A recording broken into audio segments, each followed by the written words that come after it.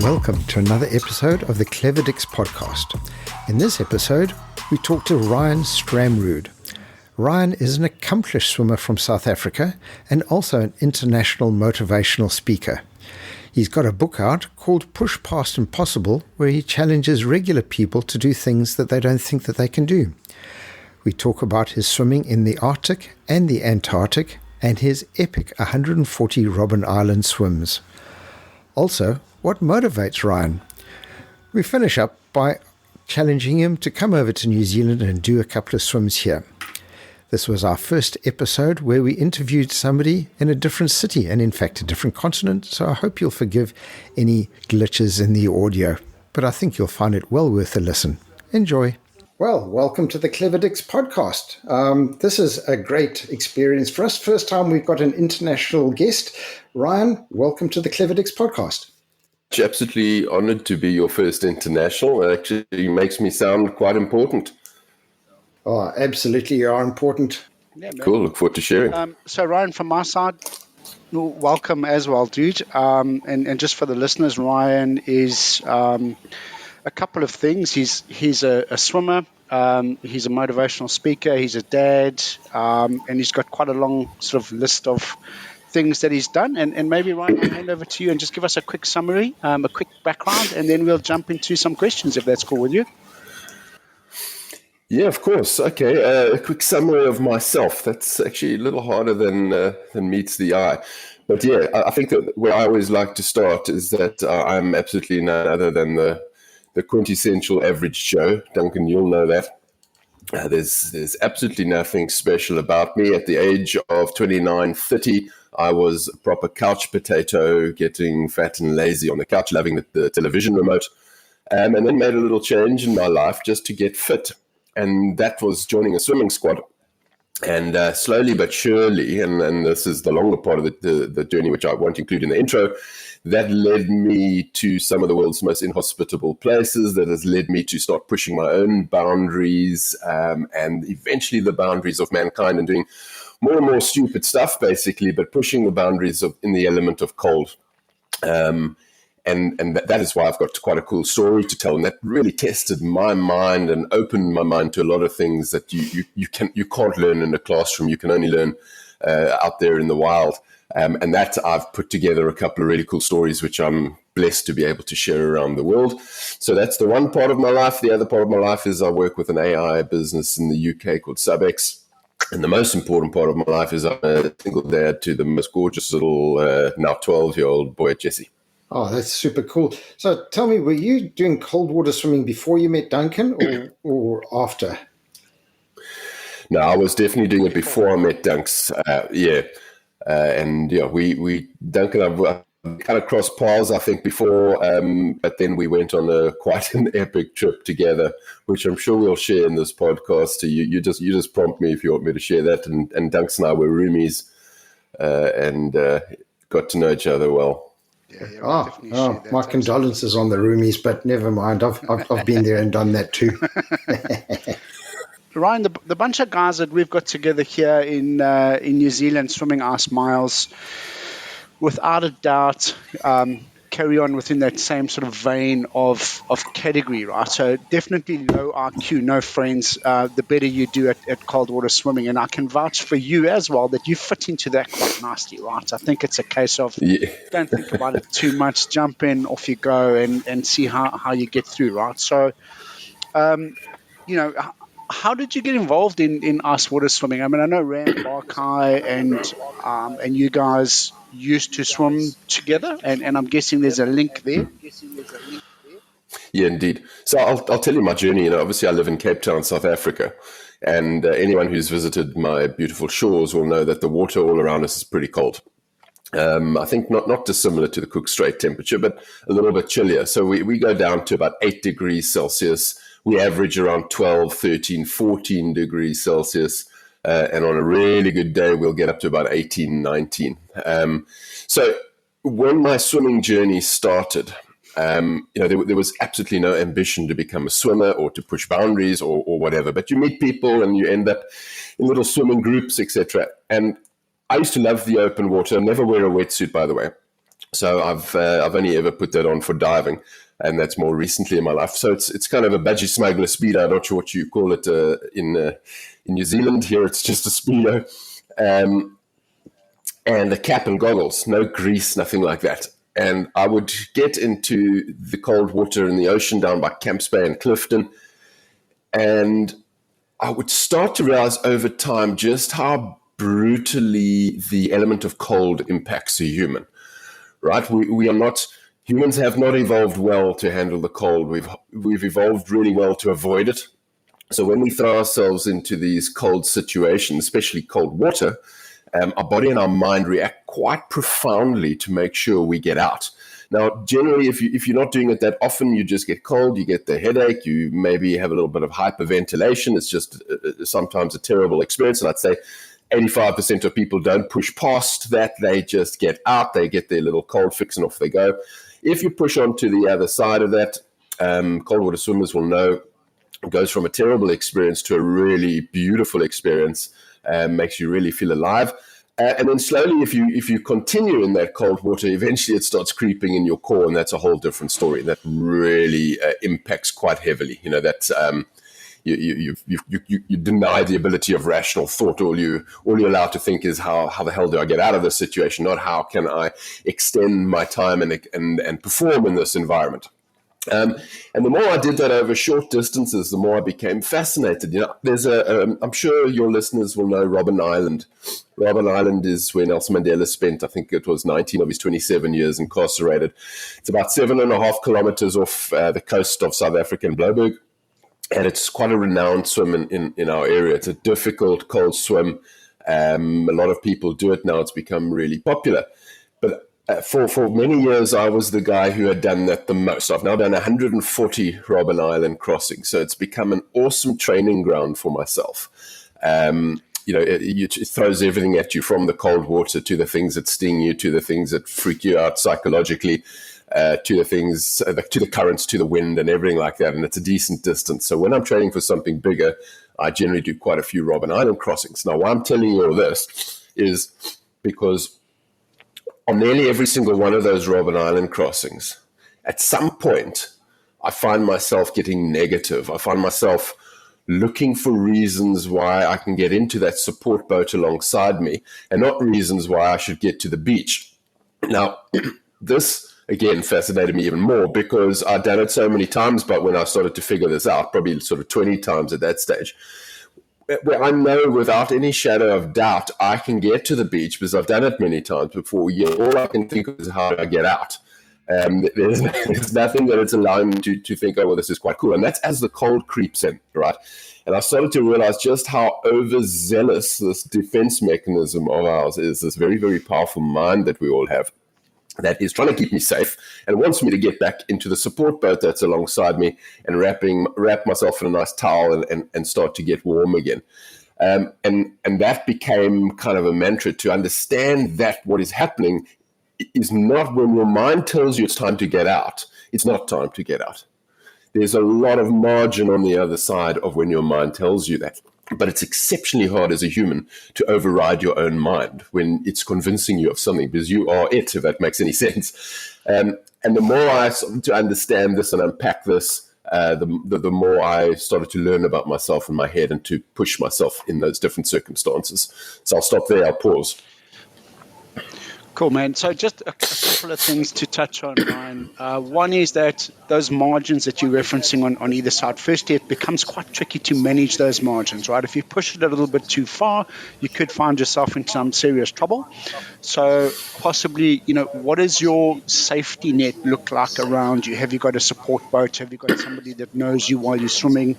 And secondly, or maybe three questions. How much money did you spend swimming 140 Robben Island swims? And number three is, who's currently got the record?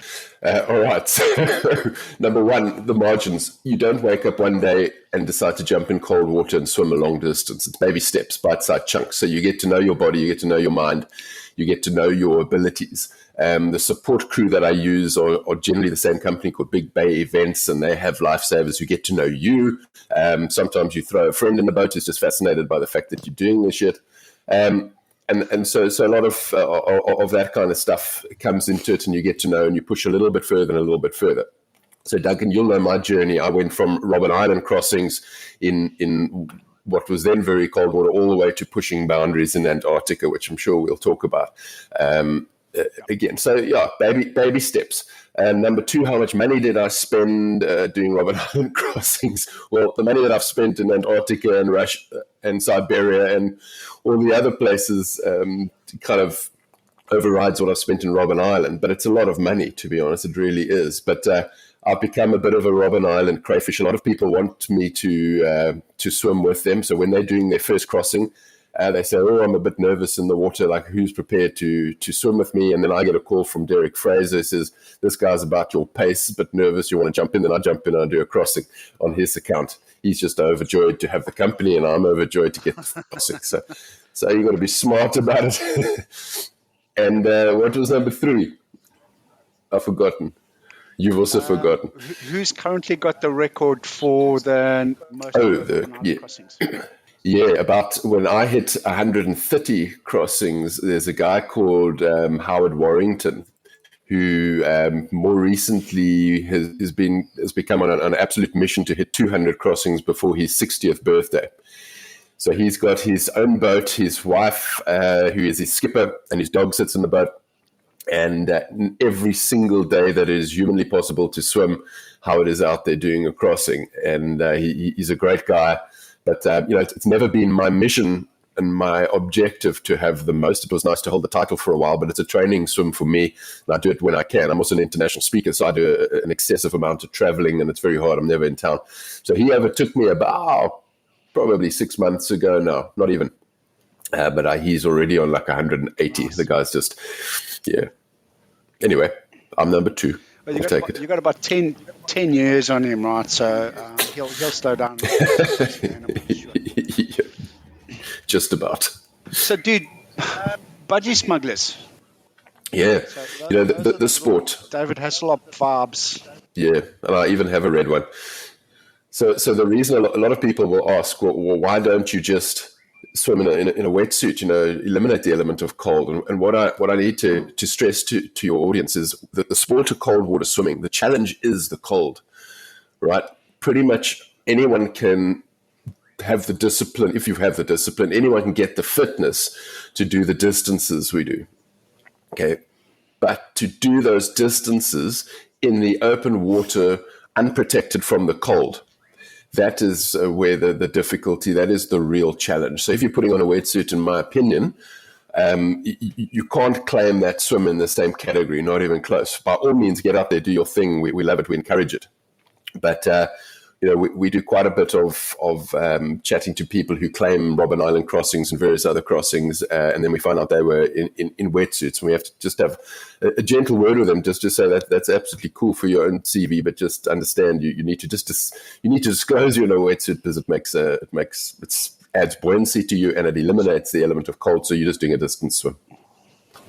Correct, and that would be English Channel rules, right? So one pair of togs, correct, what they call them here in New Zealand, or a costume, right, one swim cap, right, one pair of goggles, and off you go, right? Correct. Yeah. Ryan, tell us a little bit about your world records and some of your swims in Antarctica. Yeah, so my journey, as I said, started taking me to colder and colder water. And, you kind of, while we're in Cape Town, you buddy up with people. You mentioned him earlier, Ron Kai and a few other guys. And through that process, we founded, or Ron Kai's idea on the International Ice Swimming Association. So kind of realized that there is no body or book of record or anything that actually recognizes different feats with the element of cold. So instead of just leaving it like that, being the arrogant South Africans, we decided, well, why don't we start the organization that tells everybody what you need to do if you want to say you've done an official cold swim, etc. And I was a founding member of that, which became the International Ice Swimming Association. And that says, right, if you want to say you have done an official cold swim under our rules, you have to swim 1 mile distance, 1,609 meters, wearing only togs or Speedo, one swim cap, one pair of goggles, no grease. You can't even have a bandage on. We're going to be very purist. You have to swim that 1 mile in those togs in an outdoor body of water, and that body of water needs to be 5 degrees Celsius or below. And if you can do that swim, and obviously there are a lot of ROM built, a lot of rules around that, and spent a lot of time getting that all official. And if you can do that swim and prove it against the various requirements that we set, you then get an official certificate from and recognition from the International Ice Swimming Association as having done an official ice mile. Now, it's grown and evolved a lot since those days, but that's where we started. And that took me eventually to try, doing swims all around the world in Siberia in minus 33 degrees Celsius, which was a big mistake. We didn't do a mile there, I did a kilometer. And then eventually to say, right, we want to try and be the first to do an official ice mile south of the Antarctic Circle. And that is where the real adventure started, and what put me on the map in quite a big way. Because although we missed the geography, we were paying passengers on an ocean line. Unfortunately, we don't have the budget to take our own ship. And then a bunch of us 6 South Africans jumped on a ship called the Ocean Diamond, and off we went to Antarctica.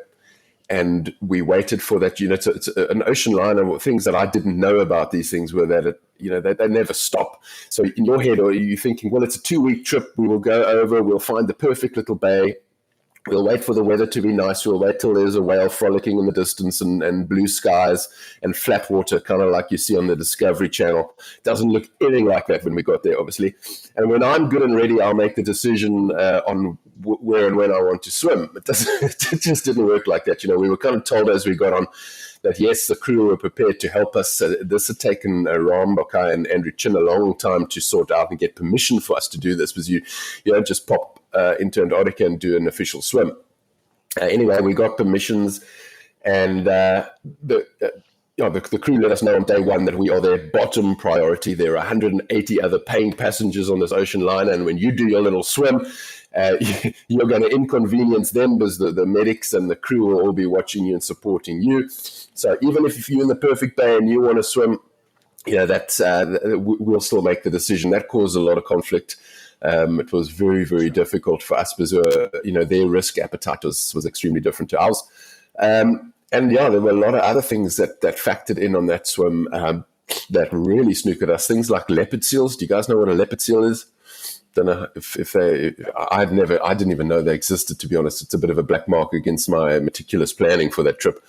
But as we cruised into Antarctica and everything became icy and icebergs, I was standing on the deck, freezing cold, getting all nervous, and one of the crew members stood next to me and said, "Oh, there's our first leopard seal." Oh, holy shit balls! What is that? It's like this thing that looks like a mini dinosaur. It's reptilian, kind of lying there on a slab of ice. And he kind of looked at me and said, like, "Whoa, dude, you don't know what a leopard seal is. You want to swim with these things?"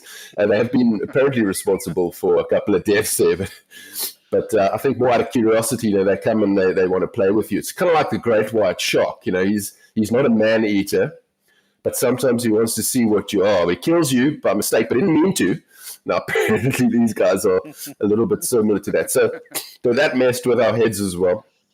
And the weather was just terrible. We had, we also had some issues around the medical doctors who kind of could not fathom the fact that we wanted to try and swim a mile in that water, because essentially that wasn't deemed possible. That was, the water's really cold. And they wanted to encourage us to do less and relay it rather, but we were steadfast in what we wanted to do. So there were a lot of mental curveballs that hit us. And then obviously when that ship crossed over into south of the Antarctic Circle, we only had like 48 hours to get it done. And the weather was just unplayable. Even we agreed we couldn't swim. So the ship then did a U-turn and started its return journey. And just on the other side, on the north of the line, we eventually found a bay, and all the stars aligned for us to make an attempt. The only big curveball was that the water was minus 1 degree Celsius. The salt water freezes a little bit below zero. I've never been in that cold before. So to jump off an ocean liner with 180 fascinated passengers morbidly watching you from the deck in your Speedo, dodging icebergs in rather choppy water that wasn't flat at all, to try and swim a full mile and be in the water longer than you should be able to survive was quite a mental challenge. But very fortunately, I got it right and I survived it, and got the video footage to prove it as well. And that forms an incredible part of my talk. So, Ryan, what I'm going to do after this, if you don't mind, on our Instagram page and on this podcast, we'll share some links and some information through to that little documentary, and also to your book that you've written, which I think was called Push Past Impossible, right? Yeah. So that is a mantra in what writing a book. Let me tell you, writing a book is the most vulnerable thing you'll ever do. You know, you kind of pour your soul into this thing, and you wonder, like, who's going to buy this? Who's going to read it? Are they going to love it? So, and I'd been thinking about doing it, and my manager had been pushing me to do it for very long. And I'd been resisting. I just feel my story is still evolving. So why write a book now? And also, it was probably a little bit of a wuss out, to be honest. I was just a bit nervous to do it. It's a lot of work too. And then COVID hit, and no speaking engagement anywhere around the world, and you couldn't really go anywhere to swim. So here I sat, and I ran out of excuses. So I started writing that book, and it's turned out to be a real great hit. It is called Push Past Impossible, and that is kind of the theme to my keynotes as well. And that is not pushing past anybody else's impossible. It's all about pushing past your own impossible, because we all got these little impossibles that live in our head, and we all believe them. And hopefully once you've read my book, because I also did, you'll start to realize, hang on, there might be a little bit more for me here. And that's what the book achieves quite beautifully. Nice. I have not read it, but I'm going to make a plan and do it, because I owe that to you and myself, right? Dude, Good. Tell me about our little adventure to the Bering Strait, and possibly what you got out of that, what lessons you learned from that, and has that inspired you possibly in any way to do anything similar going forward? Yeah. Thanks. I learned so much from that. So I'm going to just lay the groundwork quickly for the listeners. So I was invited to be part of an international relay, which took us from mainland Russia all the way across to America, across the Bering Strait, where I think 9 months of the year you can walk across, and there are 3 months where it is liquid and you can swim. And this was about an 84-kilometer stretch, but obviously with currents, it makes it much more difficult. It took us something like 13. We budgeted 4 days. It took us 13 days to get across. It was really, really, really difficult, but no one is ever going to solo that. I should never say never, I suppose, but it's unlikely that that's going to be a success without wetsuit, because it's really rough and it's current ridden. However, while I was on that trip, I discovered two little islands called the Diomede Islands, Ratmanova and Little Diomede. And those two little islands, which are literally clumps of rock, are 3.8 kilometers apart, right? And the beauty of it is one of those little clumps of rock is in Russian water and one is in American water. So you then start to get the idea, well, hang on, if I swim from that clump of rock to the other clump of rock, 3.8, I've got to survive. I have soloed from Russia to the USA.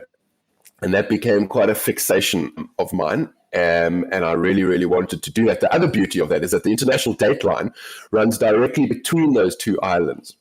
So the one is, I think, 23 hours away from the other.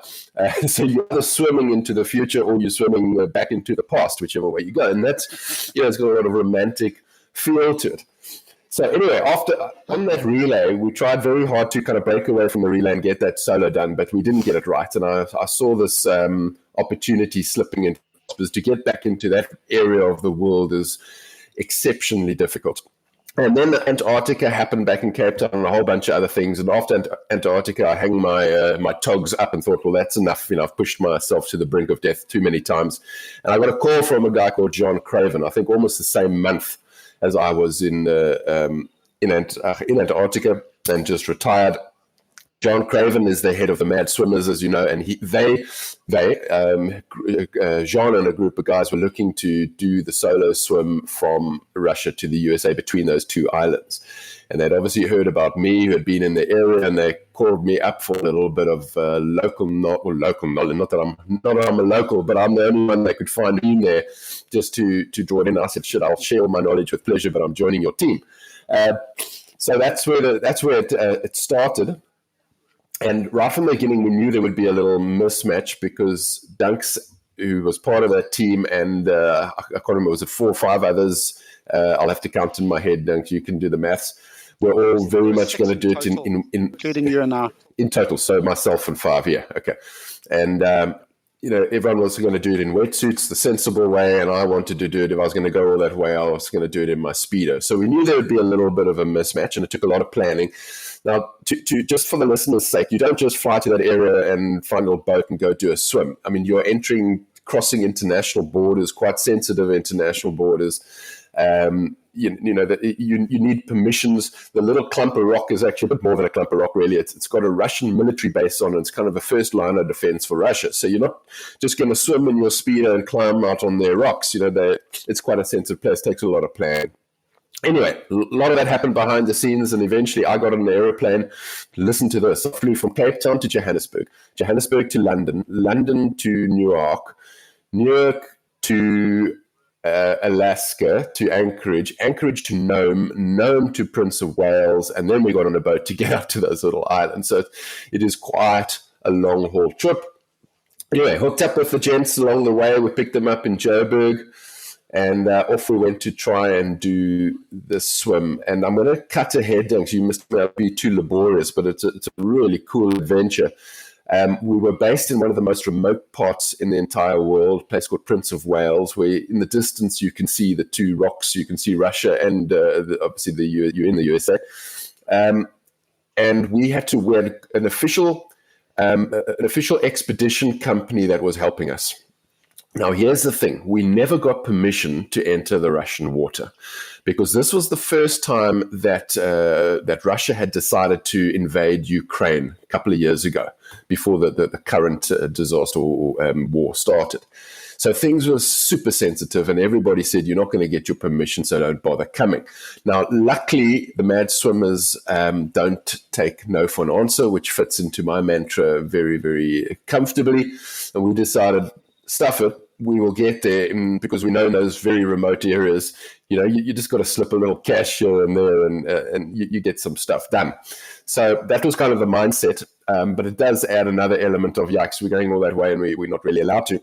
So we never got our permission. And eventually, once we managed to find the little support boats to take us out to the one island, which is 40 kilometers off the coast. So it's a long boat ride in a little sort of tiller-held engine in the Bering Strait. If any of you ever watched Deadliest Catch, that's the waters I'm talking about. With Eskimos driving, yes, it's quite an experience. And we based ourselves on the Russian island called Little Diomedes. And Little Diomedes, I think, has got about a permanent population of about 80. So Little Diomede Island and Big Diomede Island, the Russian side, are not friends, because the one go and hunt the other's walruses, and there's all kind of shit that goes down. So it's not like we can just cruise over by boat to the Russian side and shake hands and say, look, we want to do the swim and we're going to have to pull out on your shores.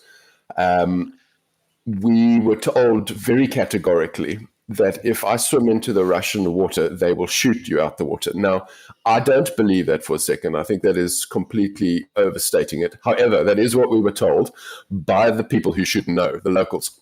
So it does factor in your head, even though I never did really believe it. The other thing that really messed me around, and this is where the learnings come in, Duncan, is that we lost the expedition company.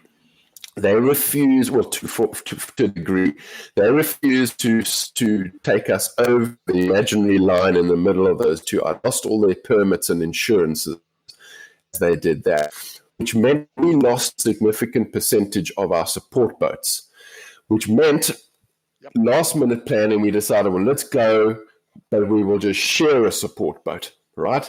And that's where it fell a little bit flat for me.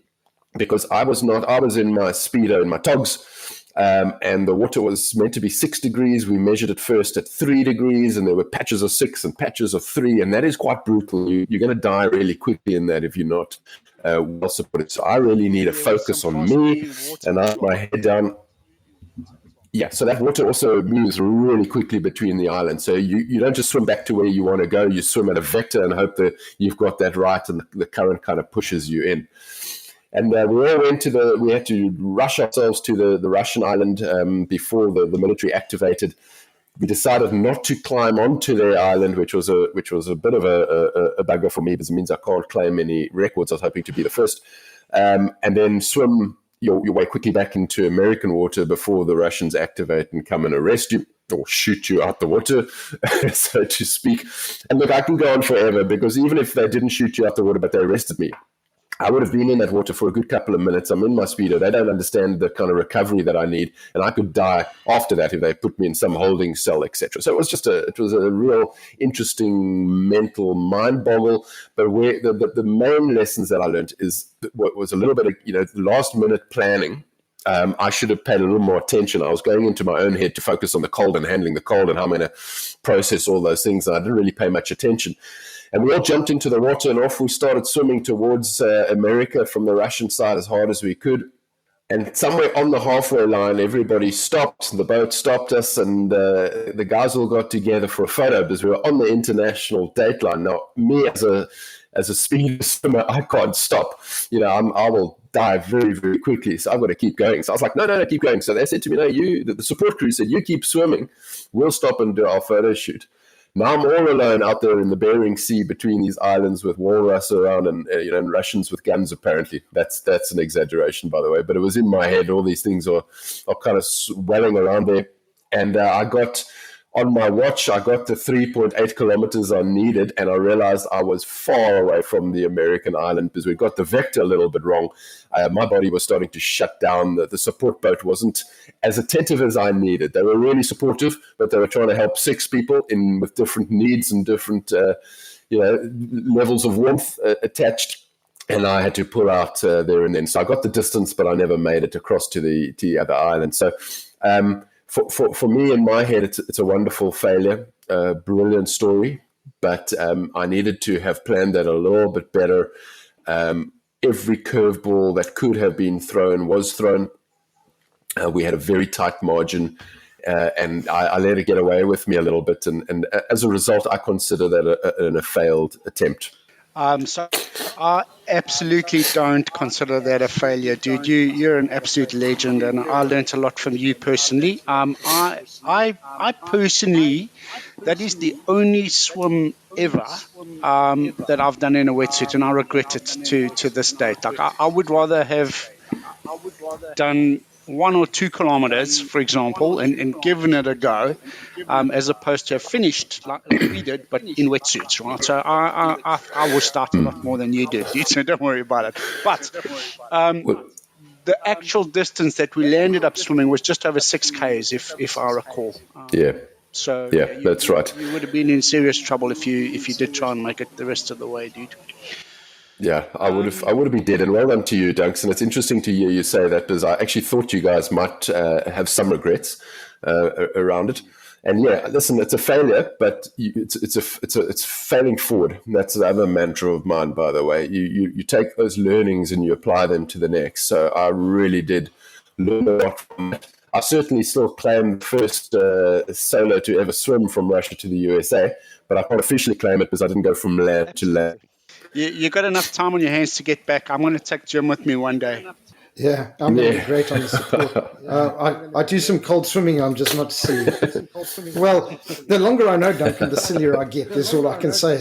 But I don't think I've got enough time for that.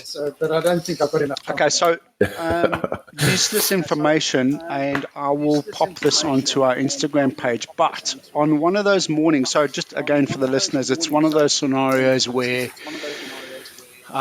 you arrive and you sort of wait for a window. So, every day we would sort of go for a walk or, go and look at some of the local stuff and try and pass the time.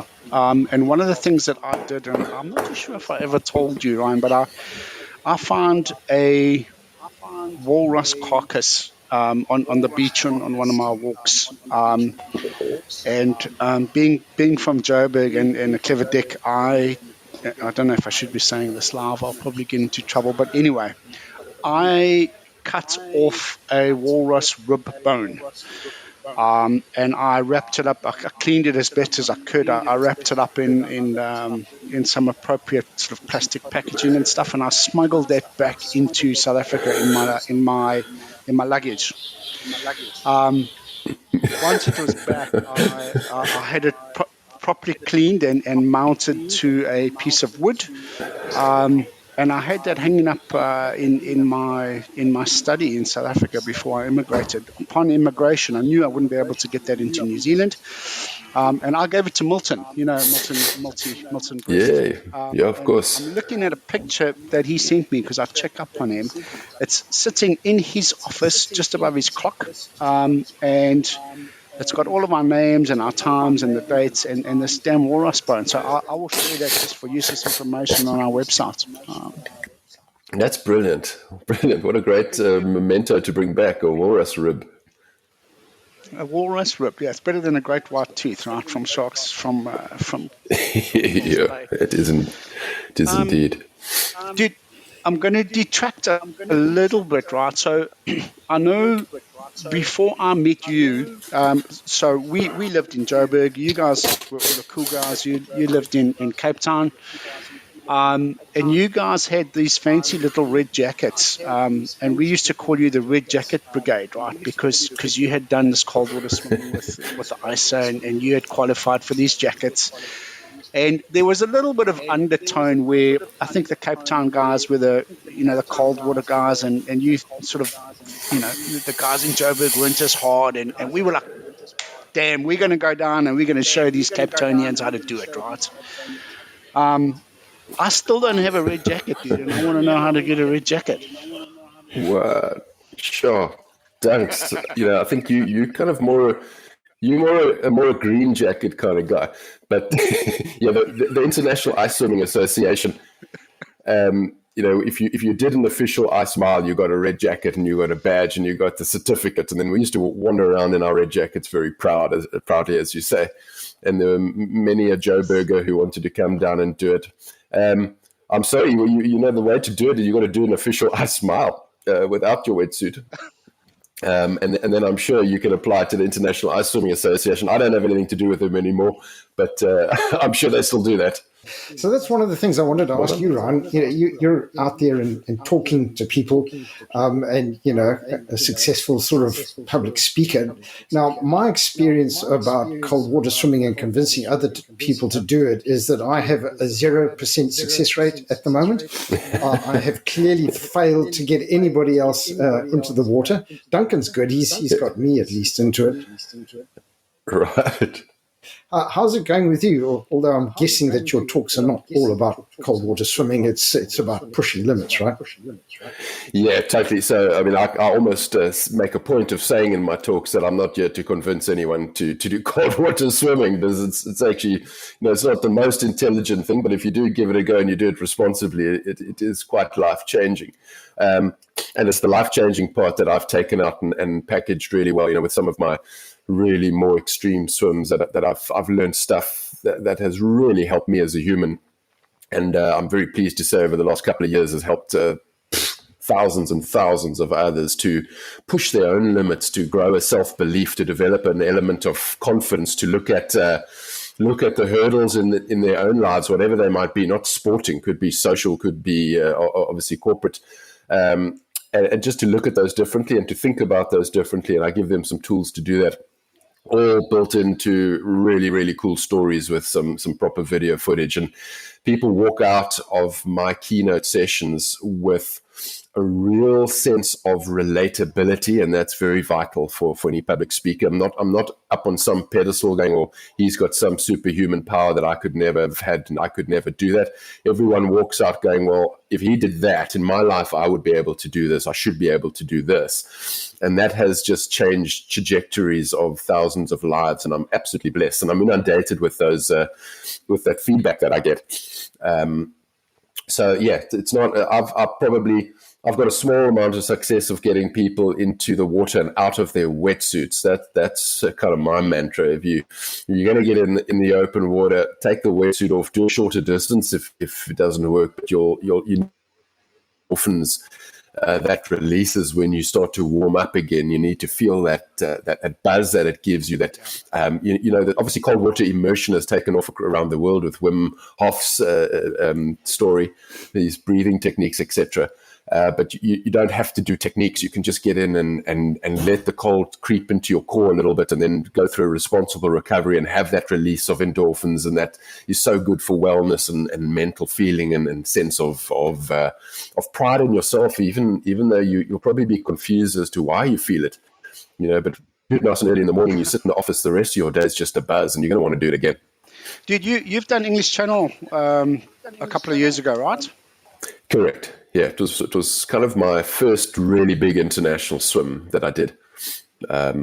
Yeah. So obviously, there's a good couple of people that would like to do that from New Zealand as well. What is that? How long is the waiting list? Yeah. How far is the swim? Is it tough? Is it beautiful? Is the water clean? Give us a view. Thanks. It's everything that you've just said bunched into one. So it's a very organized swim. It's internationally renowned. It is kind of known as the Everest of swimming. If you're into distance swimming, the English Channel is one you should put on your list. They're much tougher swims, but the English Channel is super, super tough. And obviously, being up that side of the world, the weather is unpredictable.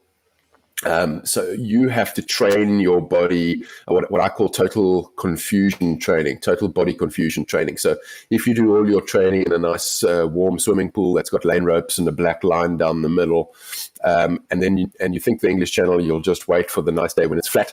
You can't do that. You need to get out into the rough water. You need to train in the wind. You need to train in the rain. You need to train in the dark. You need to keep your body guessing. You need to make sure you never find a comfort zone within your swimming training. So that's the first part of English Channel. It's a very organized swim, so there are lots of different qualified and experienced skippers who can take you across. So I'm not terribly sure what the waiting list is now, but I did it many years ago, and I booked 2 years in advance, and I never forget. When I booked 2 years in advance, they came back and said, right, here's your slot, and this is the tide you will swim on. So 2 years before I swam, I knew that the tide I was going to swim, because it's very tidal. And, anyone going from New Zealand is going to be in a similar boat to South Africa, and it's a long way to travel. And you only get a week window, 1 week, 7 days. And if the weather isn't proper within those 7 days, you go back to New Zealand. It's very unlikely that you'll get it. In the next week, there'll be a whole other group of swimmers. So you're under a lot of pressure to make the call in that week. I ended up choosing a terrible day, which makes my story and my video footage a lot more interesting, of course. But at the time, it was just a nightmare. But I was very, very fit and focused for that swim, and young. In fact, I go into quite detail in my book, because what nearly snookered it after 2 years of training and lots of money and travel and trepidation. The thing that nearly snookered me was my bladder. Does that make any sense to you? Probably not. Let me elaborate quickly. So, no, it's not. Not everyone has this problem, but quite often, it's very hard as a swimmer when you're lying horizontal and you're in rough water. So the water's going like this. You're using your core muscle. It's very hard to release wee, so to speak, right? And when I jumped in the water and started on Shakespeare Beach. Yeah, it's listen, some people have no problem, it just flows. Some people can't get that release. So you wait for your little quick 30-second break when you feed to have your release. And that's kind of where I started. I jumped in and I needed a wee. And I thought, well, while I swim to the beach to clear the water, I'll just let it go there. But you've got so many people shouting at you and like, come on, Ryan, blah, blah, and everyone's watching. And it's like a bit of a moment. So I thought, you know what, I'll swim till the first feed 45 minutes later in my case, and then I'll let it go. Of course, you stop 45 minutes and you've got everyone shouting at you again, quick, make it quick, be fast now, you're going to have to carb, because you can't sit and drink your tea. You've got to quickly go down whatever carb you've prepared, and then you've got to go. I'm like, oh, shit, okay, I'm not going to get it out. Let me swim, and I'll do it in 45 minutes time. And you can see where this is going. Eventually, I was in absolute agony, and I just could not get that release. And I tell you, it factored so big in my English Channel swim, because I was starting to get to a point where I was really, really battling. I could not get that we out. And then all of a sudden, I through a great degree of concentration, I figured out the technique I needed to do, and I felt that release happen, dude. And let me tell you, that I've never taken drugs in my life, but that must be what a high feels like. Because not only is it pressure and the pain relieving, it's the beautiful warmth that flowed past my legs, and and that actually just lifted my spirits wonderfully, because I was getting really cold and unhappy. And, once you've done it once, you can do it again and again, and it kind of eliminated. Now, what I've learned since is that there have been a number of swimmers who have ended up in hospital and have to pull out of the English Channel for exactly the same reason. They can't release wee. So that is a thing. So I don't know how I ended up there. Anyway, I hope people read my book, because it will probably describe it a little bit better. They don't just think some word now. Push past impossible, and you're just going to push your way out, dude. But but that's actually probably beautiful testament. Not every challenge is a massive, international swim challenge or a massive work challenge. Sometimes it's just those little things you got to get your head around. And that was one that I had to. And it nearly snookered my English Channel. Anyway, I finished the channel in extremely rough water in 12 hours and 54 minutes in the pitch dark. I walked out into a deserted French beach. And yeah, look, there's a lot of stories all the way around that that made it extra special, because there was also a relay team that set off at the same time as me. We went on a really shitty day. I was the only solo swimmer out, and a relay team, and the relay team gave up, and I didn't as a solo swimmer. And I didn't know that while I was in the water, but when I walked out and got, eventually when you get back on the boat after completing it, they tell you this, and that gave me a great deal of pride. Ryan, I was wondering, of all the places and areas that you swum in, have you got any that particularly are your favorite? Sort of a favorite swim or place to swim? Yeah, good question. Look, if I have to if I have to categorize it as favorite adventures, my two Bering Straits, the one the relay and the one I did with Duncan, those were real proper remote adventures. Both in the water and out the water. I mean, I was Duncan's roomie, and I got punched in the throat as well, not by Duncan, but by some guy in Nome. I was going to. That was also another. Not too. Another word first for me. I'm trying to think, and then I've got, I've also done quite a few swims in other areas in Russia, in Siberia, which is a fascinating story. It's certainly not my favorite place to swim. So I'm trying to work my way to where my favorite place to swim has been, and I actually in a battle to answer that. You know what? I've done the Gibraltar Straits twice. That's Europe to Africa. And I absolutely love that swim. The water's not that cold, 19, 20 degrees. It's not that far. So you don't have to get super serious about it, but it's a proper, intercontinental swim. You got to be clever about it, because it's a shipping lane and it is very current heavy.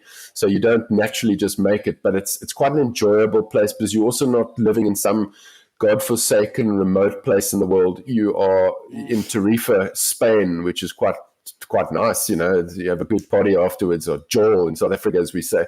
But then lastly, of course, my favorite and most beautiful and most harrowing has to be Antarctica. I mean, to have the privilege of going there and actually doing a swim and setting records and pushing your own boundaries and coming away a different human is quite a privilege.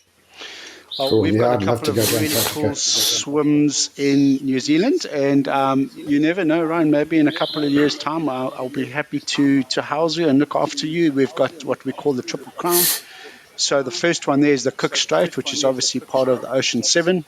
You've got Phil Rush looking after you on that swim, so that's a pretty iconic swim. That's followed by Lake Taupo, which is a 40-kilometer lake swim, and then there's the Fovo Strait, which is from very sort of south tip of South Island, New Zealand. You swim from Stewart Island to the mainland. So stick that on your bucket list. That's absolutely. I'm living there. I've booked 3 times for the Cook Strait, by the way, and each time I think Phil Rush probably just blocked my email by now, because each time I've had to cancel because of some other swimming trip that I've done in other godforsaken places. So Cook Strait is one that actually does attract me. I'm a different kind of swimmer. I'm not. I'm spurred on by what excites me. And I'm not someone who just wants to tick off the swims like the Ocean 7. I mean, what an incredible achievement for those who have done it. But it doesn't excite me. My mission is not to try and do all 7 well-recognized swims. My kind of vibe is to find stuff that really excites me and swims that feel a little bit in my soul, and to try and do those. Hence all the remote weird stuff I've done. But Cook Strait is definitely one of them, from one side of New Zealand from south to north, from north to south, whichever way you get to go. That does have appeal. So be careful what you offer, Dunks. Be your roomie again, mate. Anytime, Cool. dude. What's next on the bucket list? Last week I did quite a big swim here in South Africa. There's something like you've got your Triple Crown there. We've got the Cape Town Big Five, which has got some really difficult swims. One of them is across False Bay, which I hope a lot of New Zealanders come and do or attempt. It's 33 kilometers across, what's meant to be, it's renowned for being the feeding ground for the great white sharks in quite a lot of aggregation, but that's kind of shifted over the years thanks to a couple of orca that have come in, so it's made it very swimmable. And I opened what we call the west to east route. I was the first to ever try it the other way and became the 6th swimmer to ever make it across that. That's part of our Big Five.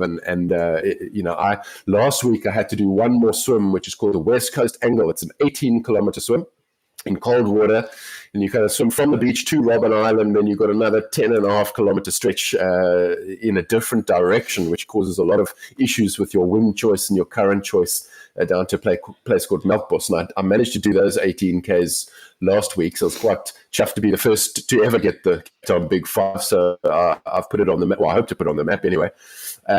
So that's a build-up to the what's next question. There is something that I really want to do, Jim and Duncan. I'm not sure I want to announce it yet because I'm not sure I'm going to actually do it. I have been talking about it for a while, but it went off my radar and it's back. But it'll be just short of a 70-kilometer swim. I was just going to say we've got almost 100 listeners. So what you got to do is you just got to commit on this channel, and then everyone in New Zealand's going to know you're going to do it, but nobody in South Africa will. So you're safe here, mate. If I say it to Jim, I've got to do it. And it's not just about life has to change. I'm very blessed to be quite a popular international speaker, so it's impossible to do what I do and get the level of training that I'm going to need to do. So I'm going to have to take like a year sabbatical, and I can't afford that. So I first got to find the finance and the sponsors and all that kind of stuff, which is often the most difficult part of these challenges, by the way, is actually getting it financially supported. And I have a family in that to support. And after 2 years of COVID, of moaning that I had nothing to do besides write a book, I'm now super busy. And I need to ride that wave a little bit. So I'm giving you the long story and all the excuses that it's easy to find why not to commit. But it's very much in my head. And the reason I told you the West Coast Angle Big Five thing before is because that, getting that kind of gives you that spur on again, like, oh, I've got this. Although, the 18Ks I just did is not even a warm-up lap for what I want to do. So I've got to think quite hard about it. But, it's been in my head for a long time. I have told quite a lot of people that I'm thinking about it, always with lots of disclaimers and small print below. But I'm starting to shed the layers of small print and move myself up to the headspace to take it on. So we've got a great local swimmer by the name of Jono Rudler, and I think you must maybe reach out to him and have a chat. But Jono did the Kiwi longest swim, which he was aiming for 100. It turned out, it landed up being 99.1 or 99.3. And it's a mammoth swim, dude. So to do 70 Ks as well, I mean, that's a whole different level of swimming compared to, it's a different category compared to ice swimming or Robben Island swimming. I mean, you're going to need to swim through the dark. You're going to need to work on your nutrition. So yeah, reach out to Jono, man. He's I will. That's good advice. Yeah, you should also have a look at. There's a guy actually in your hood at the moment called Cameron Bellamy, and he is training in New Zealand. South African guy. He's training in New Zealand at the moment to do the longest open water swim in the world. I think in Kyrgyzstan. So he's actually in New Zealand now. You should look him up. He's also done. He swam, I think it's St. Luke recently, which was 156 kilometers. Wow. So he's a good mate of mine. So I chat a lot to him. But it's quite hard to take advice from the real crazies because they've just got different level mindsets. But it'll be good for your podcast. A great guy. Dude, again, you are an absolute legend, and you present yourself really well, because I know what it's like to share a room with you, so I know you're not as fancy as what you're making out to be right now. But, dude, come to New Zealand, do some swims, and we will make you an honorary Kiwi. We would love to have you out here, maybe spread the word. What is your website and your details in case somebody wants to get hold of you? Yeah, so website is www.ryanstramrood.com. And Stramrood, everyone leaves the R out. STRAMROOD, ryanstramrood.com. And my Insta is probably, Facebook is easy. Is my Instagram. That's where I post a lot of my stuff. Cool. What I'm doing. Yeah, we'll put those in the show notes for you, Tabitha's Ryan. one of your followers. Thank you. Oh, Lord. I told my partner about Tabitha the other day. But I don't think she found the story as funny as you do, Dunks. But maybe Tabitha will make it into my next book for your listeners. It was very funny. Can have a listen. I met a lovely lady in the pub in Nome. Yeah. She was a school teacher, right? Yeah. But, she was a school teacher, and I got chatting to her over a few drinks, and she was really lovely, and we got really chatting, and then suddenly, I don't know if I should say how she broke the news to me, but in a very blunt way, she also let me know that she's a town prostitute. So if I was keen, which I didn't see coming. At night she does that, but it also just happened to be. Yeah. She's a real role model for the students, right? And it just also happened to be about 10 minutes before you were punched in the throat. Yeah, that's so true. It was a beautiful evening. All right, gentlemen. Ryan, dude, it's been an absolute pleasure. Thank you so much. I really do think that we would need to have a round 2 in a year or two's time. And look forward to chatting again. And thank you so much for your time, dude. Appreciate it. Thank you. Good to meet you, Jim. And thank you, Duncan. Good to see you again. And all the best to my Kiwi listeners, your Kiwi listeners who are listening to me. Love you guys. Great, yeah. See you in New Zealand for sure. Thanks for listening. In our next episode, we're going to do something a bit different. We're going to talk to Shamima. Shamima is not a swimmer, but she is the mum of a young autistic man called Shazil, who spends a lot of time swimming with Duncan. We'll hear what it's like to be the mum of a disabled person, and also what it means for Shazil to be able to go swimming. I think it's going to be a great listen. See you then.